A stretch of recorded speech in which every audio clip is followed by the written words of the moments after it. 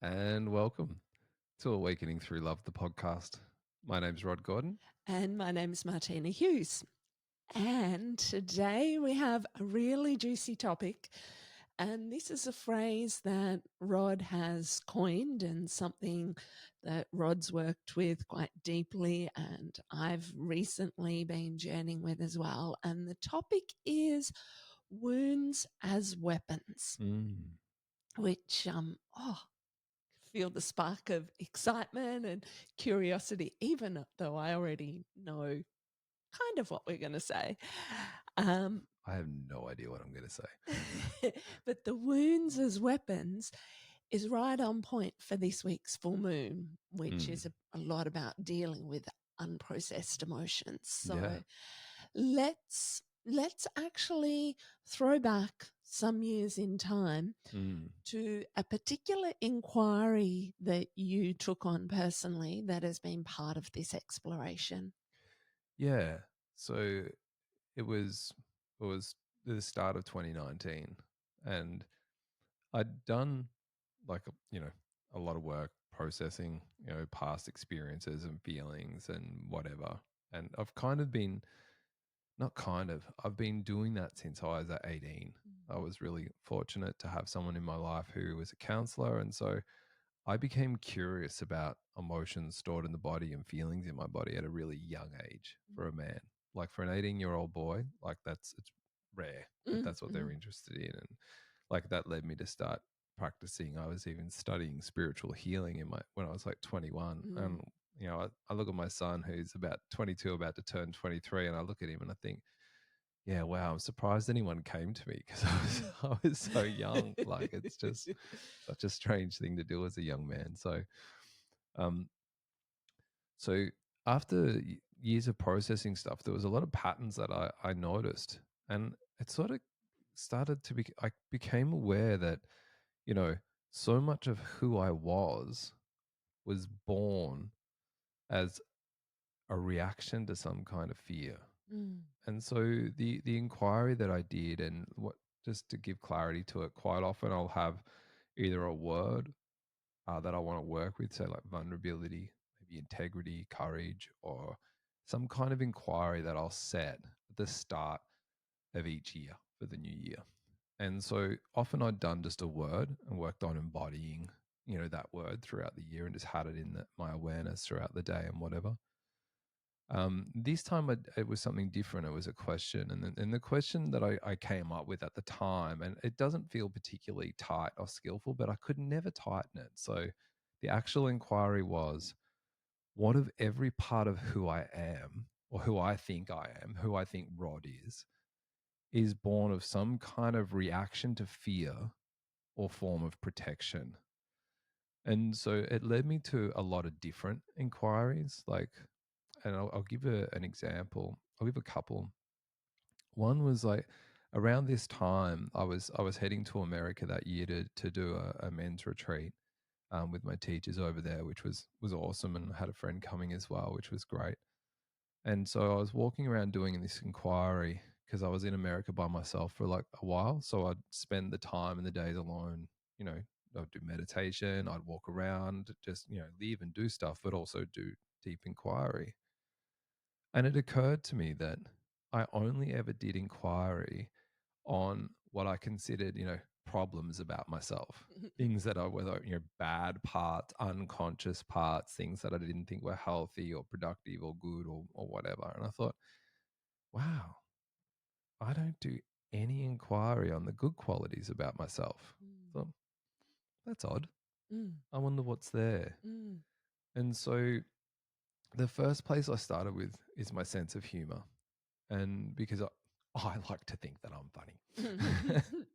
And so I was sitting with that. I thought, okay, so where does my sense of humor come from? And the moment that I asked the question, and even now when I say it out loud, the first thing that comes up is like a scene from when I was young, like with my brother. And him and I were always like making jokes to make my parents laugh. And it was really beautiful. And he's a lot faster than me, and I'm quick. So he would often win, which would shit me. just for clarity and integrity. But so there was always this competing, and so I was like, oh, that's interesting. So let's unpack that a little bit. And so I sat with like, how did that feel? And at first it just felt really beautiful. And it was like, oh, how gorgeous is it? Like our parents, loved that we made them laugh. And that sort of sparked another thought. I was like, oh, they love it. I'm like, oh, yeah, right. My brother and I are competing for their love. Mm. I thought, oh, that's interesting. And it's like I could feel the part of me that if I wasn't funny or I couldn't make mum or dad laugh, that I felt kind of worthless or not good enough, or as if I wasn't going to be a part of the family or I didn't belong. I brought up all these like trauma type feelings and responses in my body. It's like, oh, that's interesting. And so then I sat with that. And then I realized, like, as I sat and I felt, I felt the love, I felt the joy, and then I felt this other feeling there. I thought, what is that? And I thought, oh, it's fear. I'm terrified of losing my parents' love, that I'll be somehow like, there wasn't a specific story attached to it, but I'm guessing, how it seems to appear is that fear was like, did it, if I wasn't, funny, then I wasn't good enough, or I'd be kicked out of the tribe, or I wouldn't belong in the family. But there was this deep fear of that, of, that I won't survive if I was on my own.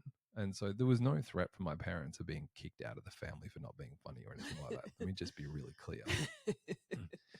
But fear is also not rational. So there was nothing rational about the process. This is a child formulating a belief.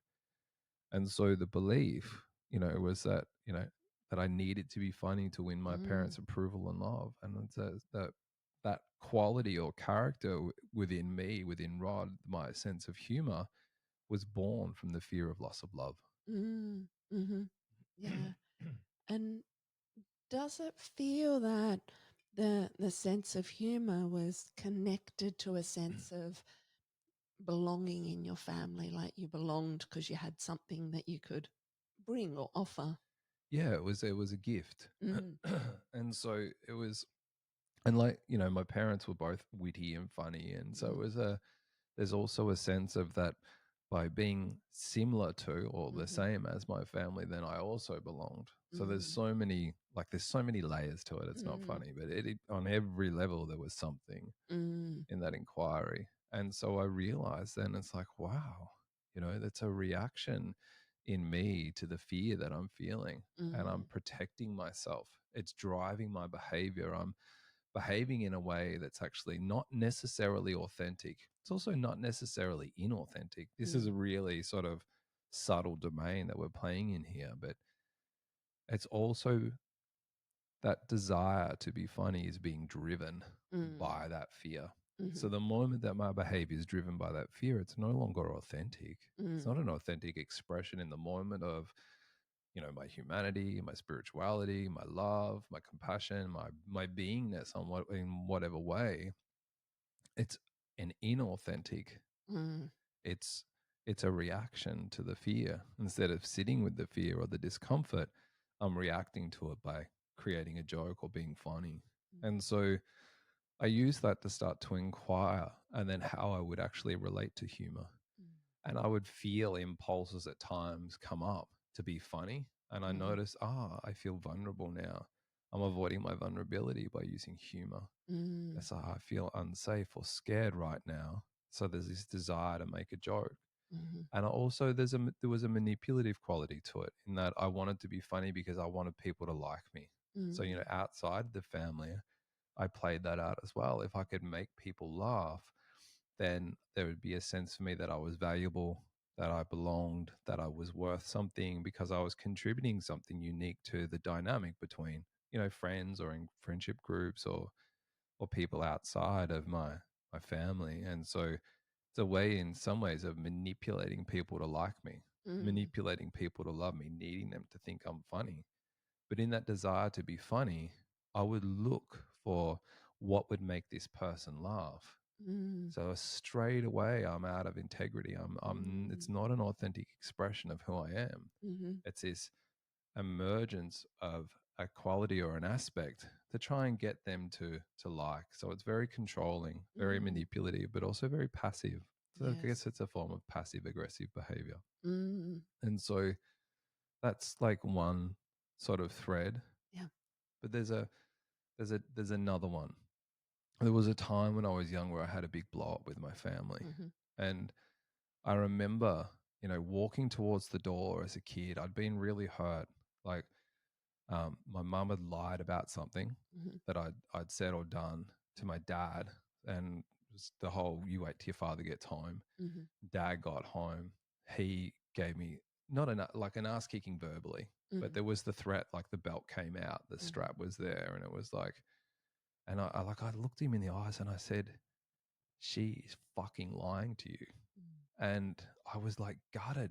It's like, I was only young, like I think preteens, but I remember looking at him like, Dad, what's going on here? And he just looked at me and said, "I will never believe you over your mother.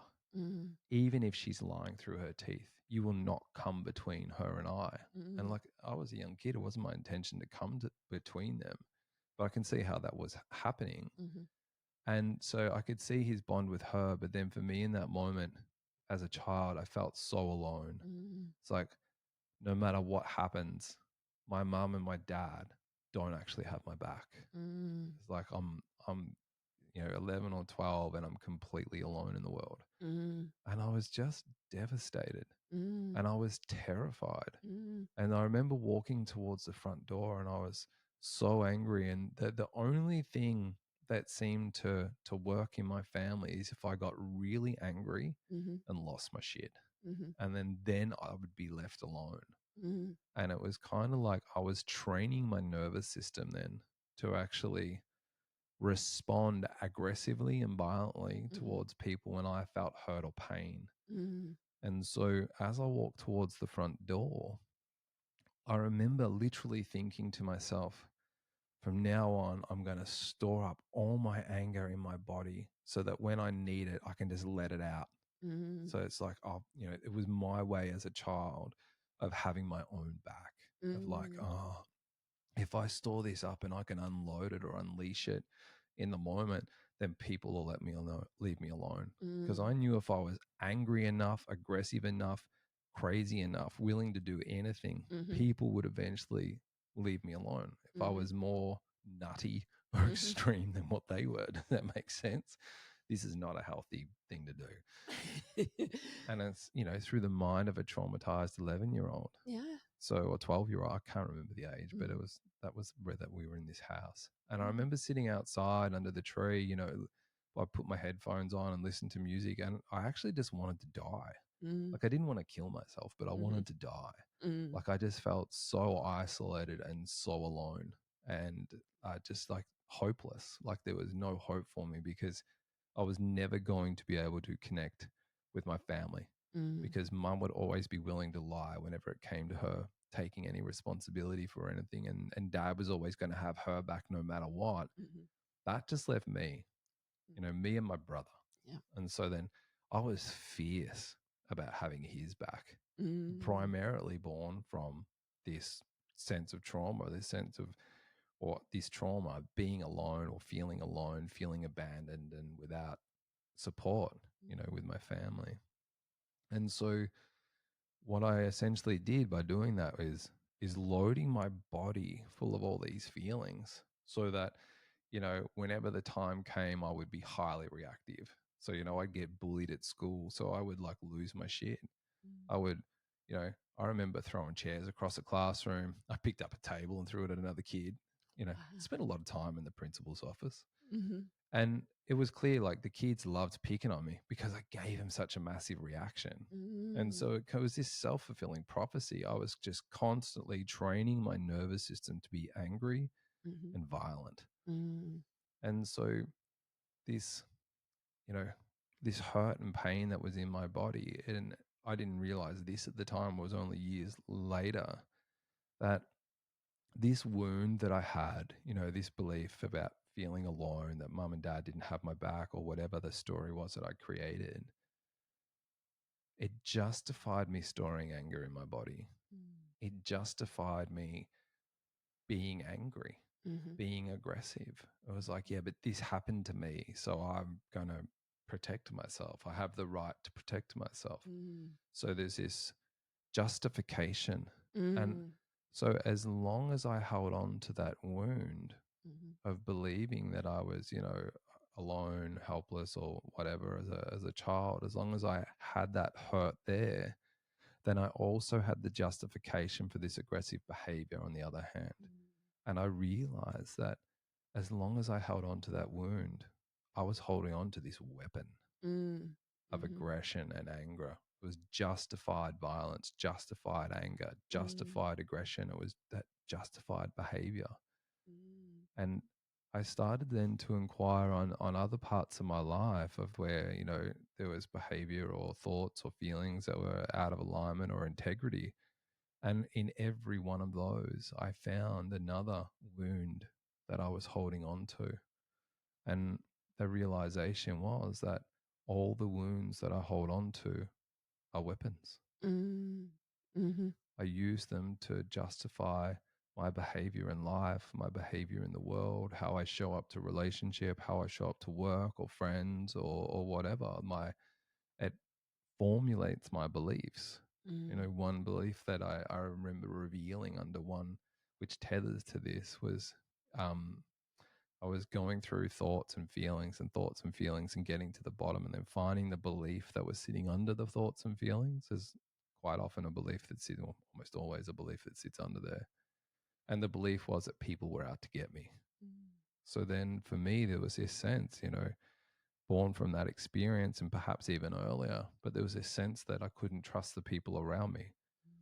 This sense that, mum and dad had each other's back, and then there was my brother. There was this sense that, people were out to get me.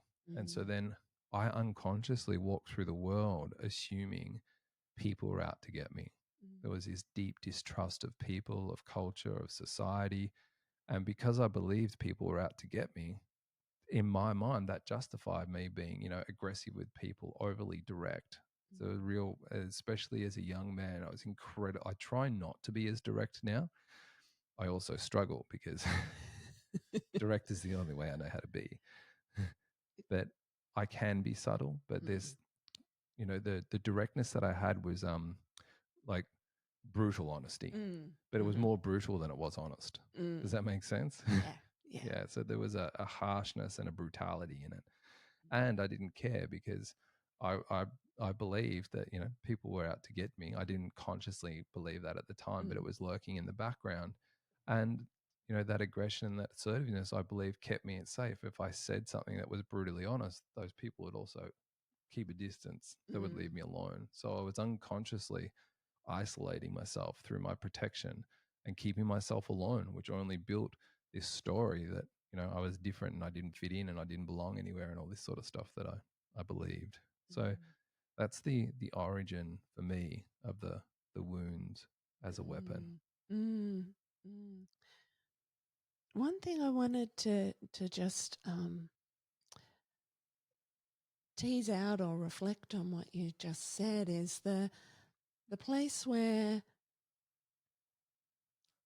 using your directness as an example, because it's the most present thing, that directness could be a weapon when you're trying to protect yourself, but it can also be a gift, similar to your sense of humor, that things can be used either as weapon or gift. So yeah, absolutely. Like my directness isn't a problem. It's only a problem if I'm unconscious and unskillful with it.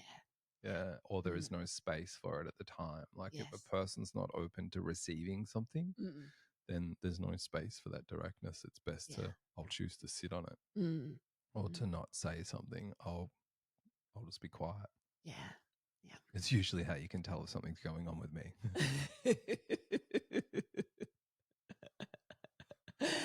I just, as I was listening as well, I could feel stirring in me when you were talking about the sense of humor, because I'm not really somebody who has a strong sense of humor, but the thing that I essentially trained for as a child is to be helpful.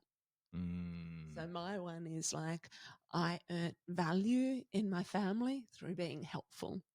So it's like the more helpful, the more I belonged, the more I felt loved, the more I received acknowledgement, appreciation, recognition. And that's been really painful for me and can still cause pain because there's a natural part of me that wants to be helpful and contribute to others, but there can also be that very much the driven part where I'm being helpful to fit in, to belong, to feel safe, to not feel the terror that sits underneath. Like, what if these people don't love me? What if they don't like me? What if I'm rejected? So sometimes when I'm in that place of being overly helpful and overly supportive, and there are times in my life where I've absolutely like just run myself ragged through being helpful and supportive of others. And then what comes underneath that is a resentment because I'm so busy giving and giving and being helpful and being supportive from that inauthentic place that I then become resentful, and it can cause blow ups in relationships, as you will have experienced. But it can also cause blow ups in, friendships and family situations. And so it's something I feel like I need to be aware of where my helpfulness is coming from, whether it's coming from authenticity, because from authenticity, it is the gift. But from drivenness, if I'm not feeling the fear or the vulnerability or the uncertainty that sits underneath it, then it can become a problem. And so how do you weaponize that? So how do I weaponize that? It would be a sense of there's like an unconscious part in me that then has an expectation that I'm owed, or a sense of a phrase that you would use would be the emotional debt. So that sense of I'm being so helpful, I'm doing all these things. So then somebody owes me something. But they don't know they owe me something.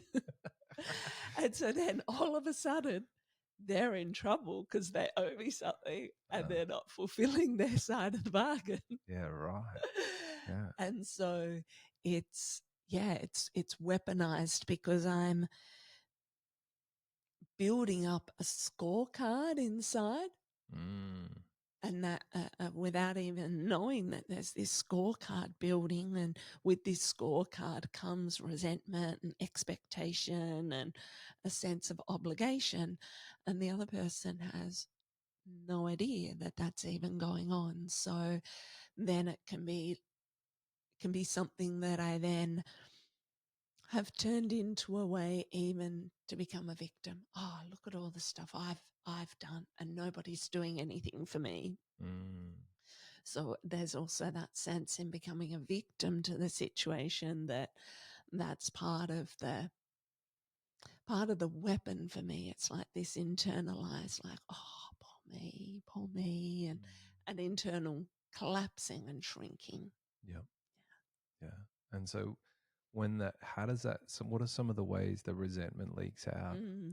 Or just so the listeners have something to resonate with. Yeah, sure. So the resentment can leak out as passive aggressive comments. Like, I can't even think of an example right now. But yeah, it can leak out as passive aggressive comments. It can leak out with me having a sense of demand and expectation in my tone that at times I don't even recognize is there. So even as like a neediness. Yeah, it can come out as like I'm expecting something, I'm demanding something, but I'm kind of being a bit covert, or a lot covert about it, to be honest. So I don't even realize I'm placing this demand or expectation on another person's energy. But on some level, there's a contraction in the flow of love. There's a contraction. And I will often feel myself like, oh, I feel like I'm holding something back. I feel like something's not right here. And then when I have that sense of holding back, sometimes if I'm still in the unconscious pattern, I can become overly focused on the other person's behavior, like what they're doing, what they're not doing, focusing on like a sense of criticism. I guess that's another way the resentment leaks out, is through criticism. And that sense of the criticism will then leak out in kind of sneaky ways in communication. And my attention being on the other person rather than on myself. So it can essentially be like a wet blanket on a relationship or a wet blanket on a connection, because there's so much unclear within me, but also so much that I'm projecting onto the other person because I've gotten caught up, but also then denying my own fears, denying my vulnerability, and not coming back to what's going on in my body. Yeah. Yeah. And I think, like you mentioned criticism. So, like, I think that's a really good one, because it's really obvious for people if they're being critical or judgmental or blaming Yes. other people. I know for me, they're all signs internally. If I'm reacting to something in my body, if there's a wound that I'm hiding from or haven't felt or avoiding, I'll project out as like blame and judgment and criticism. So there's a sense of pushing out what's inside of me and projecting it onto another person, which I think in many ways projection's a beautiful thing if we use it skillfully. Because I know if I'm projecting, if I'm blaming someone else in my mind for something they're doing, I'm like, okay, there's clearly something I'm missing here. So catching the projection and noticing it, it tells me that there's something happening in my body that I'm not aware of. There's something in my feeling state that I'm not aware of, and there's something in my mental state, my thoughts or belief, that I'm not actually aware of in that moment, because I'm blaming somebody else for how I feel in that moment, whereas that feeling experience only exists in my body. No one else has any idea that's going on. Yes. So that projecting out, that's for me a really good sign that there's something happening that I'm not aware of. Yes. And that's kind of how I like to use projection as a skill, instead of, quite often it's a problem that, I've tried to fix in my life. Like, it's like, I don't want to project. I don't want to project. I don't want to be a bad person. I don't want to project. And that thought process doesn't help at all. It just tangles me up in knots. So then what I realized was, if I could catch my projection in my mind, so blame, criticism, judgment, when those things were present, I knew there was something that was happening in my body that I wasn't feeling. There was a belief or a thought that I wasn't recognizing. There was something happening inside of me that I wasn't aware of. I was unconscious. And so then, my desire for projection, or my ability, or whatever capacity, my capacity for projection becomes a gift. It's no longer a problem to solve. It's something I want on board, that I notice so that I can catch it. It's not something I want to actually do and place on another person, but the activity of projection in my body is calling me to wake up. Yeah. It's an awakening moment. It's like there's something that's happening in this moment that I'm experiencing that isn't actually true. I need to reveal what's the deepest truth here in that moment through inquiry, to get to the bottom of what's really happening. So I use projection in that way, so that it becomes, to me, it's like a transcending projection, by going through it, fully feeling all of it, noticing all of it, and then coming out the other side, instead of acting it out into the world unconsciously. And one of the things I notice in myself is that when I try and pretend the projection is not there, I get stuck in thought loops. Oh, wow. Yeah, that's so true. Yeah. It's Yeah, like same. loop, loop, loop, loop. So yeah, what you're saying about feeling it and going through it becomes then the medicine for the thought loops. Yeah, Yeah. I definitely get stuck in thought loops. And I think that's another good sign as well, that there's something happening that I'm not aware of. Yes. Yeah. Yes. Yeah. Yeah. And the other thing I just wanted to share, just going back to the pattern of the experience of being helpful, what I can also see in that now that I didn't know when I was younger is that I had a belief that I could only be loved through doing things for other people, like that I wasn't loved just for being me. Wow. So that being me wasn't enough. Wasn't enough. Yeah, yeah, yeah. So even now to speak that aloud, there's still emotion with that. It's like I can feel it. oh, like yeah, just receiving love for being me is so vulnerable. Yeah. Yeah. Yeah. It does feel vulnerable though. Yeah. I think if we're truly being authentic, we're revealing the truth of our heart. Yeah. That's terrifying. And I can feel how whilst it's the thing I've wanted the most to be loved for just being me, it's also the thing that I haven't been able to receive because I've been so busy in the helpful mode for so much of my life. Yeah. Yeah. I think for me, like the people pleasing, more people pleasing for me than being helpful. Not necessarily always helpful. But that people pleasing, when I'm doing that or the being helpful, my attention's on pleasing someone else. So all my energy is pushing out towards that other person. Yeah. So there's no way that I can open and receive when I'm so busy pushing everything through my body towards another. Absolutely. Yeah. I feel that with every fiber of my body. Yeah. So then I'm not actually training my body to open and receive, because for me, when I'm people pleasing, I'm actually protecting myself. Yes. So it's got the front of my body is like closed or clenched. So like the belly and genitals are closed and tight, heart is closed, and I feel tight around my forehead or face. There's this closed off and just this obsession with making sure like that other person's right or well or happy or healthy or whatever. And this total abandonment of myself or my own humanity and experience within that. Yeah. And so for me, there was no training myself to receive.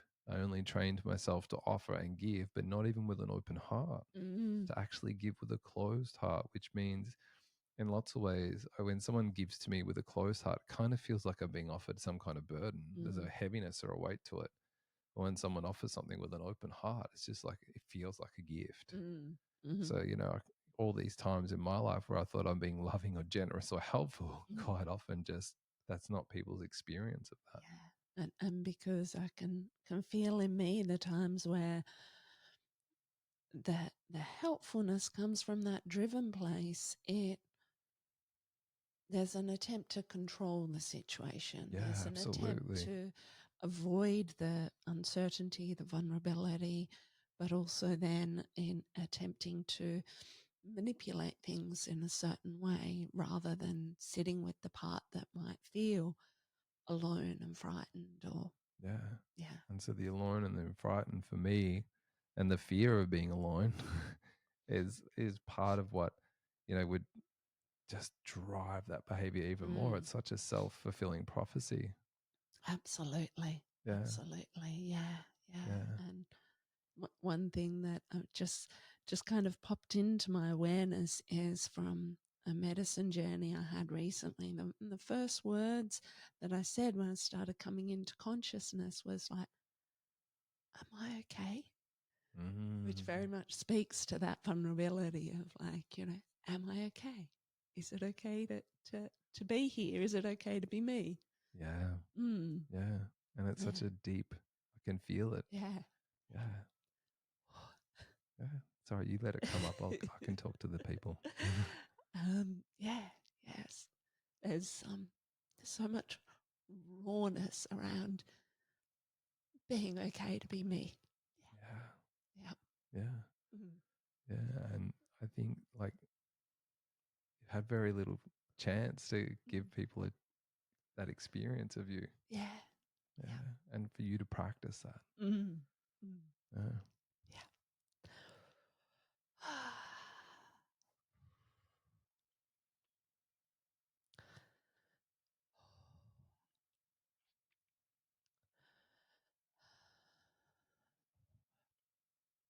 Mm. Just feel my whole body kind of. Oh, little shakes and shivers and energy moving through me. Yeah. Mm. Well, even just having this conversation is incredibly vulnerable. Yeah. Like Yeah. revealing, these aspects of our experience and of ourselves and who we are. Yeah. It's not a comfortable thing Yeah. to do. And I'd love to I'd love to make myself a little more vulnerable. Fantastic. But some of our conversations around this, the wound as the weapon, arose from a recent disagreement that we'd had, and I was in the midst of of of the projections and the blame and the criticism cycle, and somewhere in amongst all of that, something in me broke and became, and when I say broke, as in like just a sense of having to let go of the blame and the criticism and the projection, and just really crumpled into my vulnerability. At which point we were having some communication, and you shared with me your experience of the wound as weapon in a prior relationship for you. And when you shared it with me, something in me was going, oh, there's something here for me. There's something here for me. And I needed to ask you to explain it to me a couple of times, because it was one of those moments where I knew something was going on, but kind of coming in and out of my capacity to grasp it, because the edge of transformation often feels like that, like being on that edge of like, there's something here. I want to grasp it. I don't want to grasp it. So I could feel myself doing this when I asked you to explain it a couple of times. And I could feel the truth. I could feel that somehow that was playing out in our relationship, that there was some wound that I was then using as a weapon in our relationship, but I had no clarity on what it was or anything.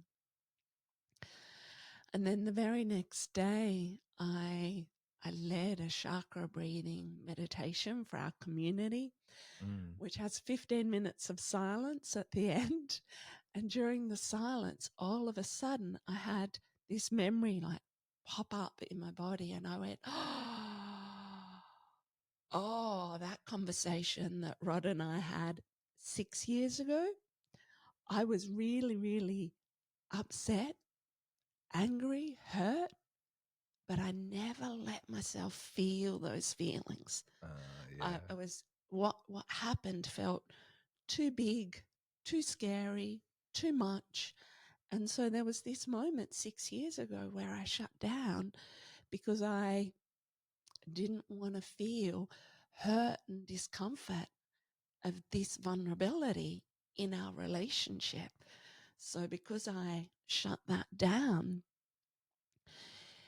it was like I had this gaping wound that I just tried to put a Band-Aid over the top of, because Band-Aids are so good over the top of gaping wounds.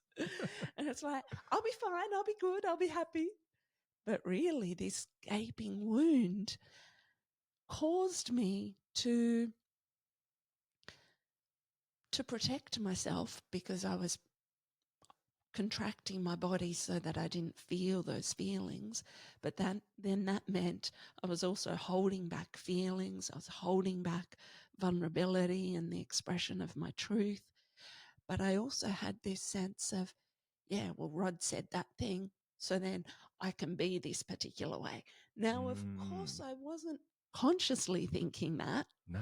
but there was something in my unconscious that justified me being angry or righteous or controlling with you because this wound had sat there unaddressed for so long. And it's like almost with each passing year that it still sat there, that it caused me to be more protected, more critical, more demanding. Yeah. And it's kind of, unraveling that has been liberating, more liberating than almost anything. Yeah, but I think and what you're speaking to and sharing, I think is really valuable for people is that, to be unconscious about something literally means to be unaware. It means it's happening and we don't know it's happening. And, I remember for me realizing that in any moment, including this one right now, there's something happening and I'm not aware that it's happening. And I think it's a really beautiful opening because the minute I think that I know something, I limit the moment because I block everything else out because it's like I know what's happening, which means I can't see all the things that I don't know that are happening in that moment. And having that openness towards that of not knowing, of being open and vulnerable, not knowing is such an incredible value, incredible tool to actually have on board, because I think it's only when we decide that there is things happening in our own being, as obviously we notice it in others, but if we recognize that, if I recognize that within myself, there's something happening in this moment that I don't know that's happening, I'm at least open to the possibility. I'm open to be curious, to have an experience like what you just shared, just to be willing to believe that there is some aspect about myself or what's happening that I don't know. And I think there's a lot of freedom in that. There's a lot of vulnerability and discomfort for me, but also a lot of freedom, because it also means I don't need to know what's going on in the moment, which is, I feel, liberating. Yeah, yeah. And what happened with that memory coming up was that I then allowed the hurt and the pain that I hadn't given myself space to feel 6 years ago. So then that hurt and pain coming up was actually, I almost want to say it was delicious, because in the allowing of the hurt and the pain, there was more love, there was more freedom. So there was kind of a like, oh yeah, all this hurt and pain that's been tucked and stored in my body, I can allow it now. I can allow it to move through me. So there's a sense of, in allowing the hurt and the pain, the wound was no longer raw and gaping. It no longer needed a Band-Aid over it. It's like, in allowing the hurt and the pain, the healing I needed could then happen. Yeah. And I think too, in allowing the hurt and pain, it's no longer unconscious anymore. So it can't drive behavior. Yes. So it's conscious in the allowing. Yeah. Yeah. And I think in some ways that's the hardest place to get to. That's the hard, most difficult practice, is the allowing, which in many ways is surrender. Allowing is that letting go and allowing the moment or what's happening to be as it is. It's also unconditional love. Yes. Yeah. Yes. For that part of you and that experience. Yeah. Yeah. And it then meant when I was able to speak to you about what I had experienced, there was a sense of, I could share with you from the place of the hurt and the pain moving and being alive in my body. I could share with vulnerability rather than any sense of blame or no accusation or judgment or criticism. There's just this experience. Yes. And from this, I did this. Yes. Yeah. Yeah. And for me to receive that, was so beautiful. Like it created such a desire to be close. Like it, for me, I know in the moment you felt, I think, really raw and tender and vulnerable, but I experienced you as really powerful and also felt cold towards you in your openness. Yes. There was something about that that felt powerful and beautiful and attractive. So it had this feeling in my body of pulling me towards you. Yeah. Beautiful. Yeah. But it's a powerful piece, and you mentioned the difficulty in the moment where you were wobbling to try and comprehend, and we've had this conversation in our community a heap of times, but it's one of those things I think that doesn't land until there's an experience. It has to be felt. Yes. And it needs to be like this awareness needs to be present that it's a possibility that these things drive our behavior in the ways that they do. Then to be able to notice it and tether it with an experience, I think that's when it becomes really transformative. I think it's just as data, it's not particularly valuable. Yeah. I'll be interested to see, what people get from the podcast, because even talking about it, I don't know if it touches as deeply as it can. Yeah, and perhaps it creates pathways for people, and even just the curiosity, like the thing that I said for me of that. Oh, I want to hear this. How do I let it in? It's like if people can have some sense of curiosity in those moments. Yeah. Yeah. And I think like curiosity is so important in so many areas, like to be curious about what another's saying, to be curious about their experience, to be curious about our own experience and what sits under that, what's driving who I am and how I'm being in this moment. Yeah, yeah, and certainly having our weapons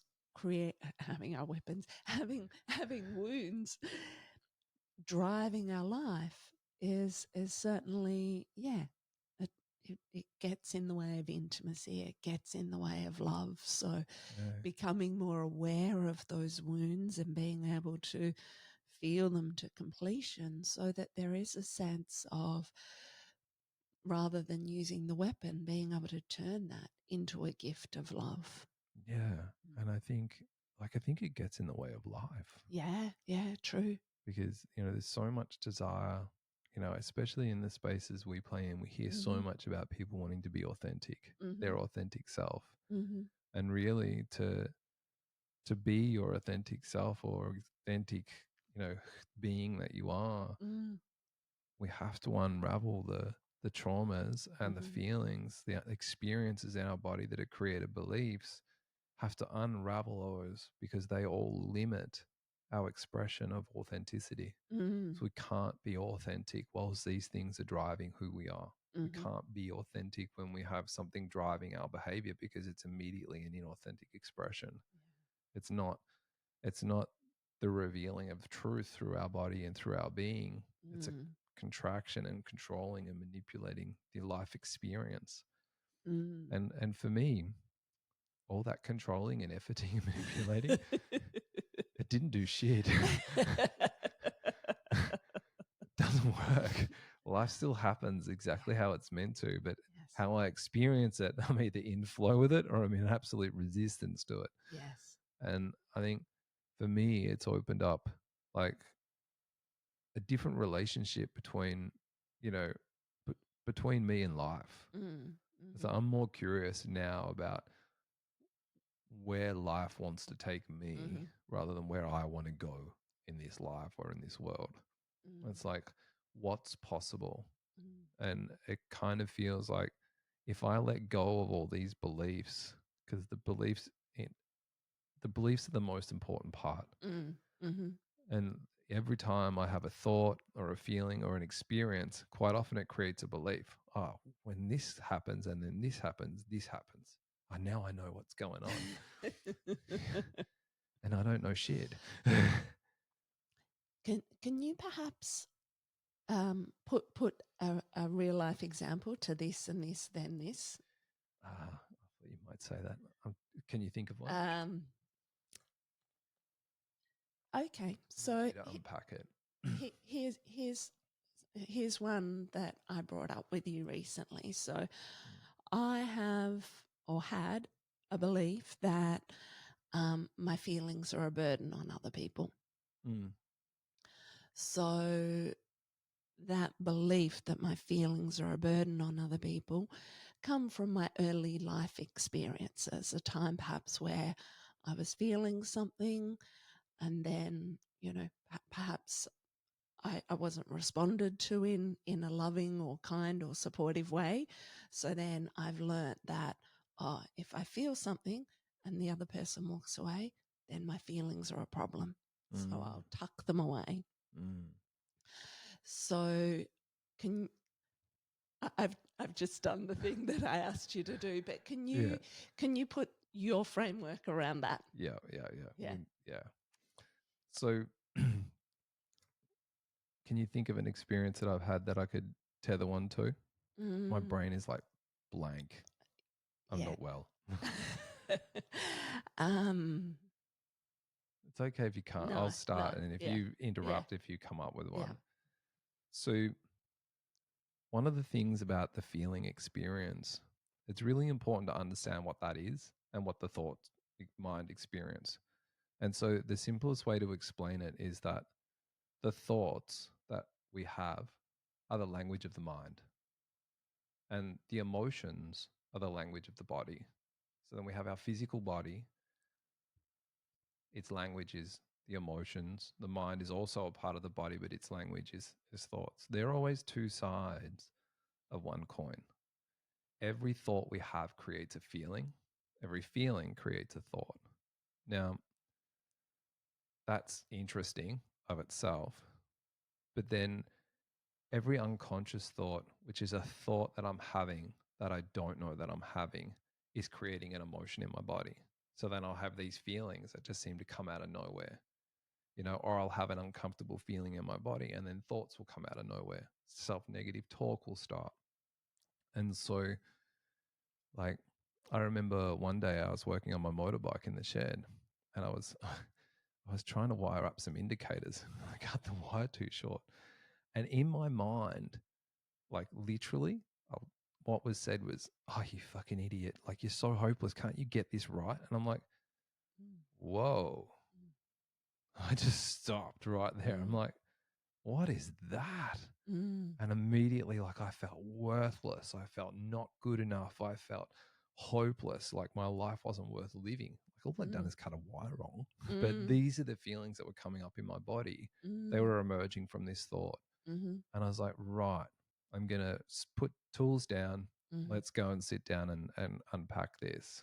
And so, I'd done something what I considered wrong in the mhm. moment.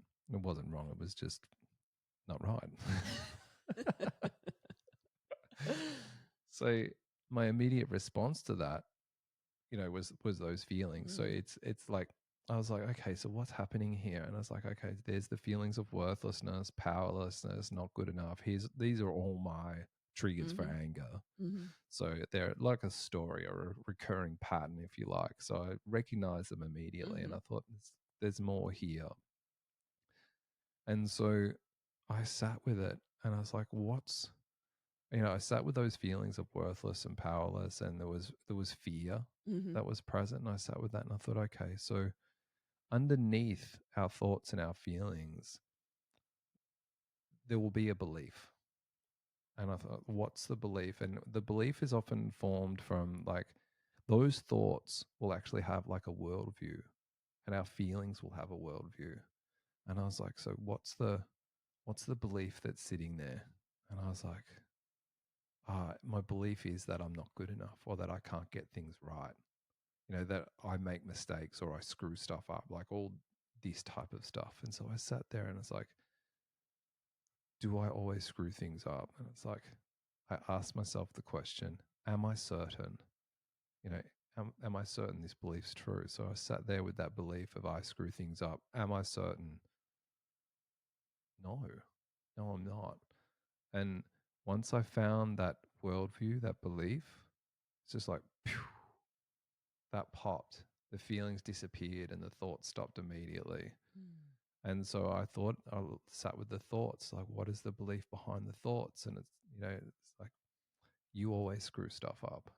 That was the belief behind the thoughts. And it's like, am I certain? No. I'm not certain I always screw things up. Mm. It's like, wow, okay.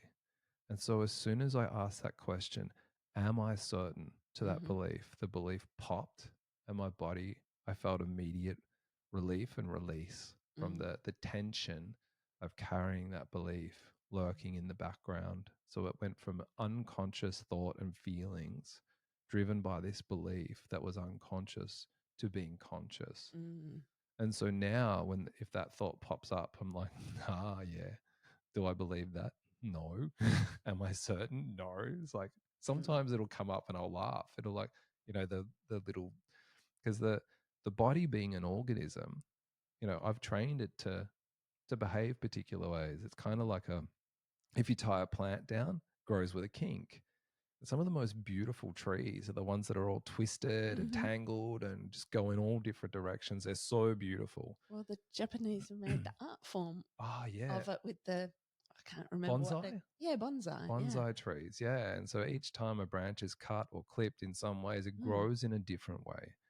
And so, I look at my body as an organism, it's the same thing. Mm. Each belief that I have is, training this organism to react or respond to the moment in really specific ways. Mm.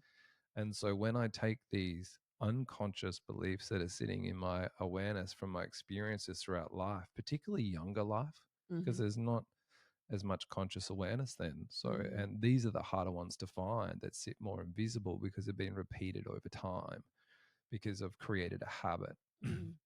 And I can probably worth just habits actually get formed in a really specific way. It's like when a thought comes up and a feeling comes up to that thought over and over and over again, at some point, the body as an organism, as a body mind goes, doesn't literally say this, but it goes like, hey guys, every time you think that, you feel this. Every time you feel this, you think that. Mm.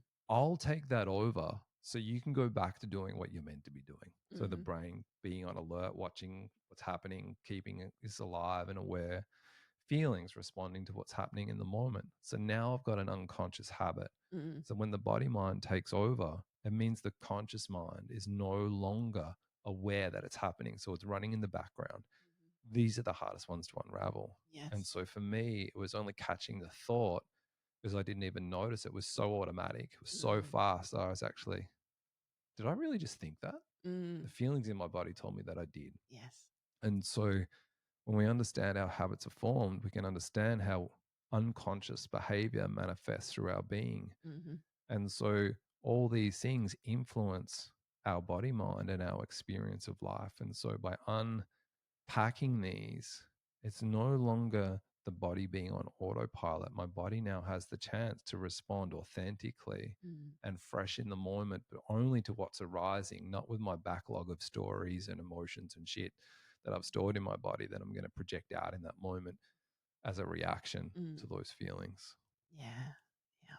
And there's the being able to question the beliefs is so liberating in itself, because I noticed, Yep. like, even the one I said of like my feelings being a burden, when I then was able to say, am I certain?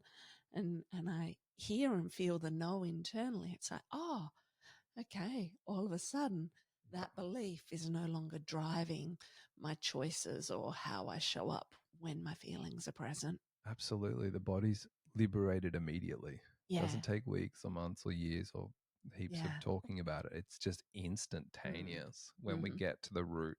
But it's literally Yes. like pulling weeds out of the garden Mm. by the roots. Yes. We don't pull it out. If I don't pull those beliefs out by the roots, it's kind of like weeds in the garden. They're back within Mm. a day or two doing Yeah. the same thing they were doing before. Yes. But my experience too of those thoughts and feelings being trapped in the body is that they want out. The Mm. reason I believe that I have the looping thoughts and the looping emotional experiences is that those things want to be liberated from the body. Yes. Energy wants to move, doesn't want to stay trapped. It takes an intense amount of energy to hold all that in the body. So to let it out feels like liberation and freedom. Absolutely. Absolutely. Yeah. Wow. Feels like the pathway through the wounds and the weapons, it's feeling, questioning the beliefs. Yeah, it's through inquiry. Mm, And the only thing we really need is a willingness to seek the truth mm, without mhm, pretense. mm, Can't have any thought or belief around what the truth is that we're seeking. mm, Otherwise, the inquiry is not genuine. If we have a predetermined belief of what the truth is, then we can't see. We can only see that truth, yes. which means we're immediately limited. We're trying Mm, to find the truth with blinkers on in the dark. yeah. It doesn't work. Mm, So there has to be just a sincere seeking of mm, the deepest truth and the willingness to go there. And it will be excruciatingly uncomfortable yeah. emotionally. Yeah. The allowing to feel what's in the body without any judgment of it being good or bad or whatever, but simply allowing what's there in the body. Yeah, like the judgment of good or bad doesn't really matter because it's either there or it's not. Yeah. That's the only thing that matters. Yeah. And if it's there, then it's there. So Mm, what is it? yeah. And how do I be with it? Mm, And it's only that that will ever give somebody the release from their traumas or their wounds that they're carrying. mm, But the shadow side, I think, of the wounds as weapon piece mm, that I just want to touch on before we wind up mm. is how intoxicatingly delicious they are Mm, to have. absolutely. They feel like, for me, having that anger stored in my body felt like a safe haven. I did Yes. not want to let that belief go. I did Mm, not want to let that story go mm, because it also felt like home. mm, It's like curling up in the fetal position in front of a warm fire on a cozy blanket. It's just this delicious feeling of home, mm. and it sucks me in. And so, Yeah. or it would. And it's so intoxicating and so delicious to collapse into these habitual unconscious behaviors. Yes. And the best analogy I have for it, which I came up with last night, I think, Mm, it's like takeaway food. mm, It's like if you think about really shitty food like McDonald's or Kentucky Fried Chicken or fish and chips or mhm, whatever, at first, like, there's this impulse of like, oh my God, yeah, I want that treat. I want that mhm, food. I want that really, crappy food. But then if I go and indulge in it and I eat lots of it, and if you mm, eat the whole thing for days, just feel sick, mm, worthless, mhm, lack of energy, mhm. crappy. And then I feel, nauseous and just blah. Yes. And then I regret it. Then I feel guilty. I feel shame. I resent Mm, the fact that I went and did it. I judge those kinds of foods as crappy and wrong. But then that process is the same if I indulge in it emotionally. yes. If I indulge in those things, they seem really intoxicating and delicious at the start, Seductive even. seductive. Mhm. Yeah. And then if I'm in there for a while, I feel guilt and shame. I behave in ways that I don't like. Yeah. I end up not liking who I am or how I'm being. Yes. And so the shadow side of you know of these things that we don't see, Mm, like I can see how, yeah, these behaviors and these patterns are really, destructive, and I want to pull them mhm, apart and understand them. But I also see how alluring they are, how mm, seductive, and how mhm. intoxicating delicious. It's like Medusa. Yeah. She's just getting sucked into this vortex of Mm, beauty that's mm, actually not. mm, And then mhm, the other side of that. So I've found at times like it's required from me such diligence, mm, and I've had to actually like really fight internally to not go down the well-worn pathway of the habit. mm, It's kind of mhm, like I I imagine habits like uh like when I was a kid, there was a paddock mhm, with long grass. The kids used to walk through there to take a shortcut to school. mhm. And so they'd always walk through the paddock through the same bit. So this is like a well-worn path through the Mm, paddock. And then the rest of the grass is really long.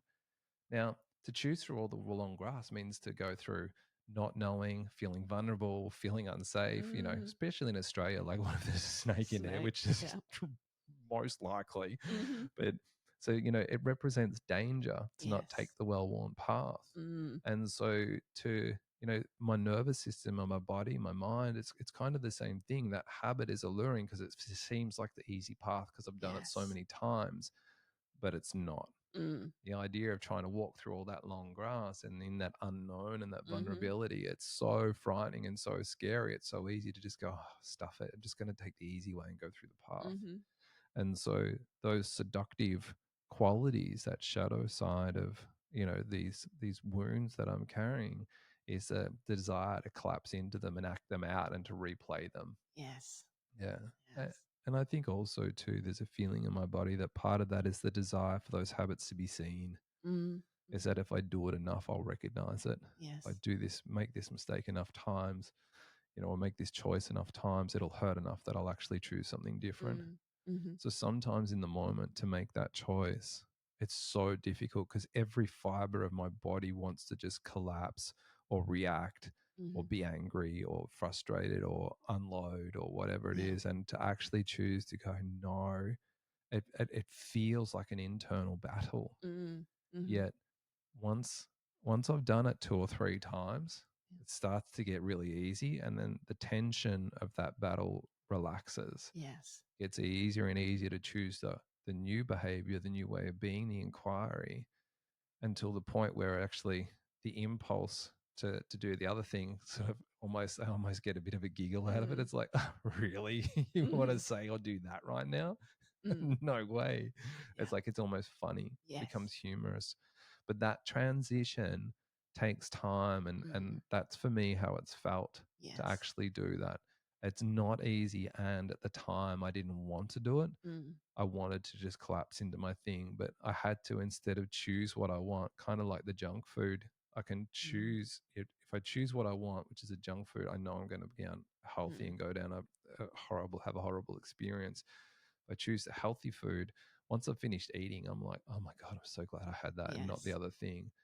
It's the same. Yeah. Once I choose that behavior, it's like, oh my God, I'm so glad I chose that and I didn't do the Mm. thing I normally do. Because now, we've had a confrontation or a disagreement or an argument, Mhm. and I actually feel good. Quite often, my body's like, where's the guilt? Where's the shame? It's like, it's almost like I start feeling it because I'm so used to having said or done something wrong or Mm. stupid or aggressive or whatever. Mhm. To actually not have it there, my body's still looking for guilt or shame. It's like, Yes. what did you do wrong? It's time to take responsibility for ourselves now. This is where we go and apologize for being a dick. And it's Mhm. like, oh, I didn't do it. So, but that impulse is actually my body's trying to do that same thing. It's Yes. like, oh no, we can actually relax this time. Yes. Just this time. Yeah. Got to get it right again. And so that that dance between Mm. those is actually really difficult and feels like, at the time, to me it felt like I was failing, Mm. but it's actually how it feels to Mm.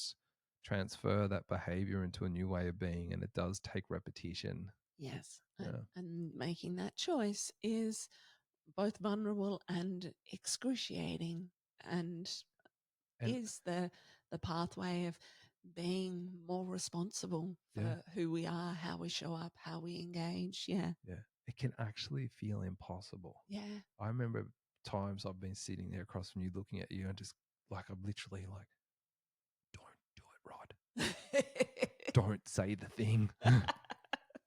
Smile and breathe deep in your breath. Yes. It's like, it's Yeah. been like Mm. literally at times I've had to force myself. So Yes. I just want to paint that Yeah. portrait because it can be really difficult. It doesn't feel natural and Mm. it doesn't feel authentic, yet it's Yes. more authentic and more natural than collapsing into the old habit. Hmm. But anything new doesn't feel familiar. Yeah. And that's interesting because your one is don't say the thing, Rod, whereas mine is like I feel terrified. I feel like I'm going to die, but say the thing. Well, Because I'm so, naturally polarized on so yeah, many things. So yeah, it's natural that I would have the opposite. But yeah. Because yeah, so many times I'm like, if I say that thing, which it could be like I feel so vulnerable, or I felt exposed, or I noticed this thing in myself, and I'll be like, oh, but if I share that, then it's out there, So exactly. it's kind of like it's the revealing of truth, Mm. which consciously I know is the path, but they'll still be in my body going, is it safe? Is it okay? Am I going to die if I say the thing? Yeah, no, it's a really good point actually, Mm, because what you're speaking to, I think, is actually worth us speaking to just a mm, little bit. Um, oh, Yeah, you have a client soon, but yeah. do you want to save it for next week? Or No, I'll just share it quickly. The truth always has a quality of revealing. Mm, We know we're telling truth when we feel exposed. mm, Quality of revealing something. mhm. You know, walking up to someone and saying, "Oh, I think you're a dick because you did this and you said that and you said that." That's not truth. That's Mhm. an attack, Yes. hidden as, you know, Mm. hiding behind the guise of expressing the Yes. truth. But what you just shared there about, you know, exposing yourself and how you feel. Yes. When we reveal the truth of our heart, the truth of our being to another person, Mhm. we can't control that person anymore. Yes. If we withhold a little bit of the truth Mhm. and just, you know, skew it a little bit Mhm. and keep a bit for ourselves, there's always that sense of, oh, yeah, but they don't know all of it. Mm. We can still control something. We can Yes. still control some part of that person's belief system, how they see us, whatever's happening in the moment. Mhm. But if we reveal the truth of our heart, we cannot control another person at all, or the Mhm. situation. We're Yes. completely exposed and vulnerable. And that is beauty. Yes. Yeah. Yes. So true and terrifying. And terrifying. Mhm. All right. I think we're going to have to Okay. wind it up there. Yeah. Great conversation. And if you're listening to this and you'd like to comment, leave us some comments. If you have questions, let us know, and we can always do a future podcast on questions that come up. Yeah, beautiful. Thank you so much for being with us today.